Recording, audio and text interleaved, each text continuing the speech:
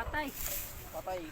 Pati yung aloe vera natapas ko. Hello, for today's video, magtatabas tayo ng damo. So hindi lang kuha tayo ng gulay. Syempre lilinisan din natin. Halika, samahan niyo ako.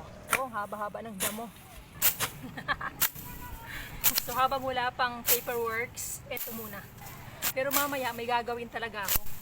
Oh, naghalo na yung may bulaklak na din dito, oh. Ako talaga hindi mahilig sa bulaklak. Gusto ko gulay lang talaga.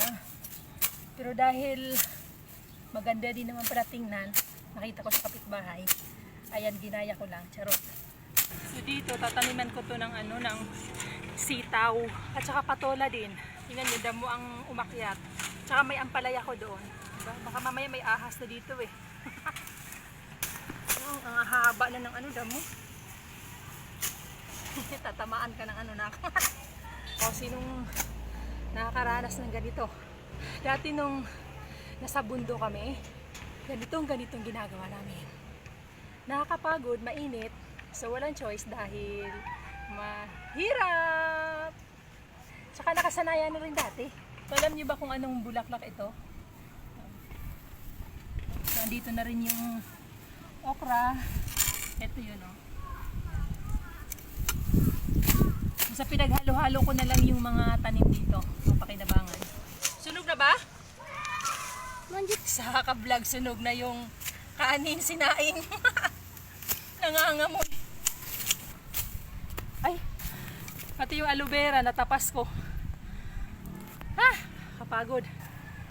So ito yung may bandang alugbatihan dito sa baba. Hindi ko kasi ito magagawa. Maglalaba ako. Ay, yung kadyus ko. Kadyus. Marami ng bunga. Yung iba namumulaklak pa. Tingnan, dapat pala hindi tinanim tong kalabasa dito. Kasi pinapatay niya yung kamote. Wala. Ito lang kalabasa.